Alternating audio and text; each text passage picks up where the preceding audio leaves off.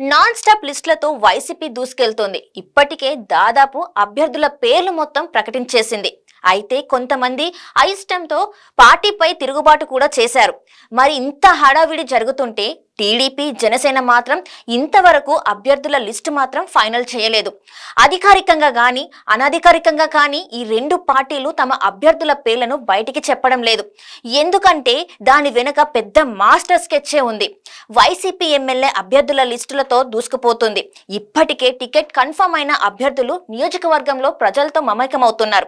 మరోవైపు టీడీపీ, జనసేన కూడా అభ్యర్థుల్ని ప్రకటించేందుకు రంగం సిద్ధం చేసుకుంటుంది. వచ్చే ఎన్నికల్లో ఎలాగైనా జగన్ ప్రభుత్వాన్ని గద్దె దించాలని కంకణం కట్టుకున్న ఇరు పార్టీలు సీట్ల సర్దుబాటుపై ఇప్పటికే దాదాపుగా ఒక నిర్ణయానికి వచ్చేశాయి.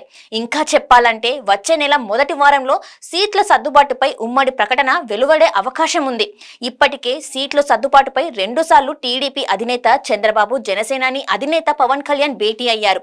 ఇదే విషయంపై త్వరలో మరోసారి చంద్రబాబు, పవన్ భేటీ అవుతారని పార్టీ వర్గాలు చెప్తున్నాయి. గత ఎన్నికల్లో 151 సీట్లు సాధించిన వైసీపీ లాంటి పార్టీని కొట్టాలంటే ప్లానింగ్ మామూలుగా ఉండకూడదు. అందుకే రెండు పార్టీలు ఆలోచించి మరీ నిర్ణయాలు తీసుకుంటున్నాయి. ఇప్పటికే ఇరు పార్టీల అధినేతలు తమ పార్టీకి చెందిన నాయకులతో మంతనాలు సాగిస్తూనే ఉన్నారు. మరోవైపు అభ్యర్థుల లిస్టుని తేల్చేందుకు చంద్రబాబు తన కదలిరా సభలకు కొన్నాళ్లు విరామం ఇచ్చినట్టుగా కూడా తెలుస్తుంది.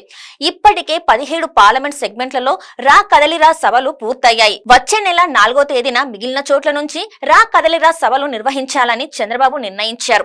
సీట్ల సర్దుబాటు ప్రకటన జరిగాకే తన పర్యటనను పవన్ ప్రారంభించనున్నట్టు సమాచారం. వచ్చే నెల 4వ తేదీన అనకాపల్లి నుంచి పవన్ పర్యటనలు ప్రారంభం కానున్నట్టు ఇప్పటికే జనసేన సంకేతాలిచ్చేశారు.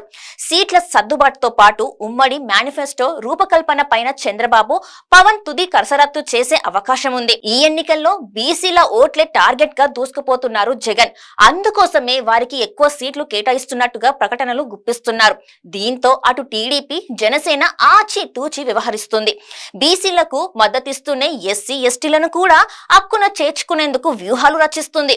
అందులో భాగంగానే రాబోయే ఎన్నికల్లో పెద్ద ఎత్తున బీసీ, ఎస్సీ, ఎస్టీలకు సీట్లు కేటాయించేందుకు సిద్ధమవుతుంది. అప్పుడే వైసీపీ నుంచే వచ్చే కౌంటర్లన్నీ ఎదుర్కొనే అవకాశం ఉంటుంది.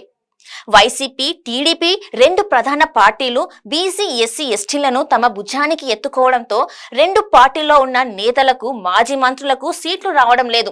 అందుకోసమే వారికి ప్రస్తుతం సర్ది చెప్తున్నారని, పార్టీ అధికారంలోకి వచ్చిన తర్వాత వారికి సముచిత న్యాయం చేస్తామని హామీ ఇస్తున్నారని టాక్ నడుస్తుంది. ఇప్పటికే వైసీపీ ఇదే పొలిటికల్ ఫార్ములాను అప్లై చేస్తుంది.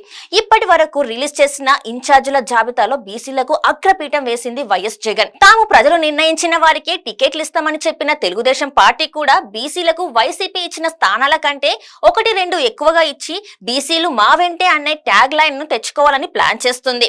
మరోవైపు లిస్టులను ముందే తొందరపడి రిలీజ్ చేస్తే సీట్లు రాని నాయకులు వైసీపీలోకి వెళ్లే ప్రమాదం ఉంది. కేసినేని నాని సీటు రాకపోవడంతో వైసీపీకి వెళ్లిపోయారు. అలాంటి ప్రమాదాలు రాకుండా ఉండాలంటే వైసీపీ లిస్టు మొత్తం వచ్చిన తర్వాతే తమ లిస్టుని విడుదల చేయాలని భావిస్తుంది టీడీపీ, జనసేన. అందుకే లిస్టు రావడం లేట్ అవుతుంది. ఫిబ్రవరి మొదటి వారానికి దాదాపు వైసీపీ లిస్టు పూర్తవుతుంది. ఆ తర్వాత తమ లిస్టు రిలీజ్ చేసి వెంటనే ప్రజల్లోకి వెళ్లాలని భావిస్తుంది